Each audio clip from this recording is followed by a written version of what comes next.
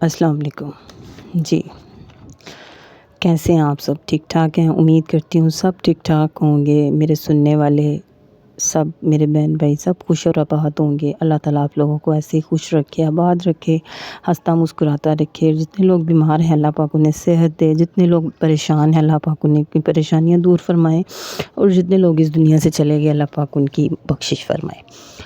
اچھا جی، آج کا ہمارا ٹاپک جو ہے نا وہ یہ ہے کہ ذہنی اور دنیاوی جو آزمائشیں ہیں وہ انسان پہ کیوں آتی ہیں۔ کبھی کبھی انسان کی زندگی میں ایسا وقت بھی آ جاتا ہے کہ انسان اپنی زندگی کو جینے کی بجائے گزارنے لگتا ہے۔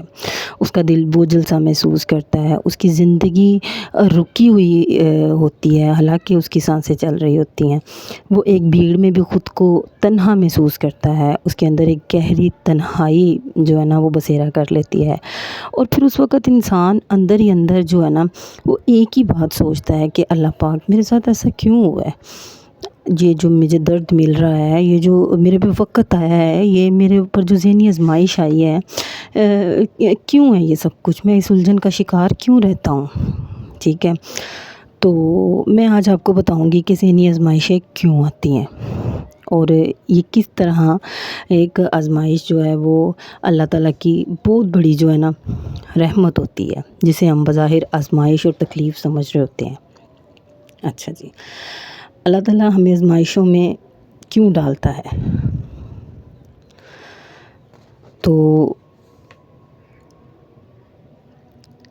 یہی آزمائشیں اللہ تعالیٰ کی بہت بڑی رحمت ہوتی ہیں، کیونکہ اللہ تعالیٰ ہمیشہ اپنے پسندیدہ بندوں کو آزمائشوں میں ڈالتا ہے۔ ٹھیک ہے، ذہنی آزمائش ایک ایسی حالت ہوتی ہے جس میں انسان باہر سے بالکل نارمل نظر آتا ہے، لیکن اندر ہی اندر وہ مسلسل ایک جنگ لڑ رہا ہوتا ہے، ایک ایسی جنگ جسے نہ وہ چھپا سکتا ہے اور نہ وہ بیان کر سکتا ہے۔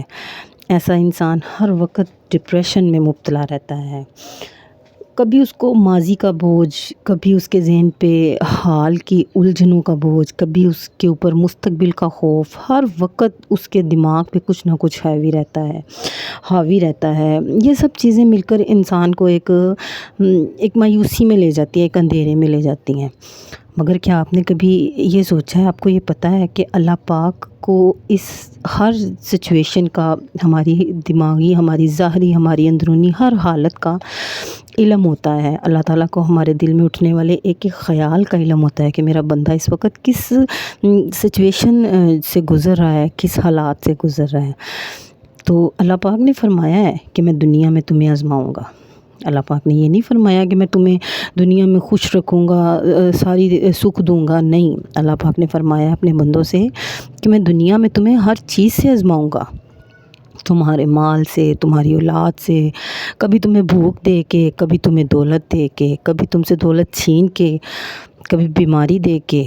تو اللہ تعالیٰ نے فرمایا کہ میں تمہیں آزماؤں گا، لیکن اللہ تعالیٰ نے یہ بھی فرمایا ہے کہ خوشخبری دے دو صبر کرنے والوں کو کہ اللہ ان کے ساتھ ہے۔ ٹھیک ہے، تو اللہ تعالیٰ ہمیں آزمائش میں اس لیے ڈالتا ہے کہ وہ ہمیں اپنے قریب کر سکے، کہ ہمارے دلوں کو پاک کر سکے، ہماری سوچ کو، ہماری روح کو اپنی طرف لا سکے، صاف کر سکے۔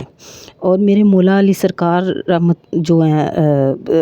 مولا علی سرکار ہیں، انہوں نے فرمایا ہے کہ جب اللہ تعالیٰ کسی بندے کو آزمائش میں ڈالتا ہے تو وہ اس کو اس لیے آزمائش میں ڈالتا ہے کہ وہ اس کے دل کو، اپنے بندے کے دل کو اپنے ذکر کے قابل بنا سکے۔ وہ اس بندے کو پریشانیوں میں اس لیے ڈالتا ہے کہ وہ اپنے بندے کو اپنی طرف بلا سکے۔ ٹھیک ہے، تو کچھ پریشانیاں ہوتی بھی، یہ آزمائشیں جو اللہ تعالیٰ کی طرف سے آتی ہیں نا، یہ ہوتی بھی اس طرح کی ہیں کہ اس کو حل بھی صرف اس کا حل ہوتا ہے وہ بھی صرف اللہ تعالیٰ کے پاس ہوتا ہے، اور ہم ادھر ادھر بھاگ رہے ہوتے ہیں، لوگوں سے بات کر رہے ہوتے ہیں، اس لیے تو ہم پریشانی میں مبتلا رہتے ہیں۔ سونا جو ہوتا ہے نا، سونا وہ آگ میں تپ کر اور زیادہ قیمتی ہو جاتا ہے، تو اسی طرح اللہ تعالیٰ آزمائش کے قابل صرف انہی بندوں کو بناتا ہے جن بندوں کو اللہ تعالیٰ چن لیتا ہے، جن سے اللہ تعالیٰ محبت کرتا ہے، جو اللہ تعالیٰ کے خاص بندے ہوتے ہیں۔ اس لیے آزمائشوں کو کبھی دکھ، تکلیف یا برا نہ سمجھیں کہ ہمارے اوپر کوئی آزمائش آئی ہے، اللہ نے ہمیں دکھ دیا تو پتہ نہیں اللہ ہم سے منہ پھیر لیا اللہ نے۔ نہیں، ایسا بالکل بھی نہیں ہے۔ اللہ تعالیٰ اپنے بندوں کو آزماتا ہے، اپنے بہت خاص بندوں کو آزماتا ہے، قریبی بندوں کو، تاکہ ان کو گناہوں سے پاک کر سکے، ٹھیک ہے۔ تو اس لیے ہر آزمائش پہ اللہ کا شکر ادا کریں، اس کا شکر گزار رہیں، اس کے اللہ تعالیٰ کا شکر ادا کریں۔ جو ہے نا اللہ تعالیٰ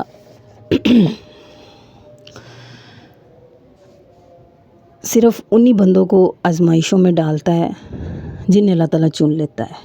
ہمارے نبی، ہمارے جو ولی پیغمبر، اللہ تعالیٰ نے ان سب کو آزمایا، سب کو آزمائش میں ڈالا ہے، سب کو اپنے اپنے طریقے سے، اپنے اپنے حصے کی، ہر جگہ پہ اپنی اپنی جو ہے نا حصے کی آزمائش کو ادا کرنا پڑا ہے، اس میں سرخ رو ہونا پڑا ہے، ٹھیک ہے۔ تو اللہ تعالیٰ نے اپنے کسی جو یہ فرعون وغیرہ آئے ہیں، ان کے پاس تو اندھا دھند دولت تھی، ان کو تو اللہ تعالیٰ نے اتنا آزمائشوں اس میں آزائشوں میں رکھا ہوا تھا، تو اللہ تعالیٰ چاہتے تو ان کو بھی کھینچ سکتے تھے، لیکن اللہ تعالیٰ نے ان کا انجام آخرت کے لیے سوچ رکھا تھا کہ کچھ لوگوں کو دنیا کے لیے عبرت بنا دیا، ساری قیامت تک وہ لوگ نشان عبرت رہیں گے، ٹھیک ہے۔ تو اللہ تعالیٰ جن سے منہ پھیر لیتا ہے نا، ان کو اللہ تعالیٰ آخرت تک ان کا نام و نشان جو ہے نا وہ نشان عبرت بنا دیتا ہے، لعنت کے قابل بنا دیتا ہے ان لوگوں کو۔ اور جن لوگوں کو اللہ تعالیٰ چن لیتا ہے ان کی پھر دنیا بھی خوبصورت کر دیتا ہے، اور ان کی آخرت بھی خوبصورت کر دیتا ہے، اور ان کے نام کو بھی خوبصورت کر دیتا ہے۔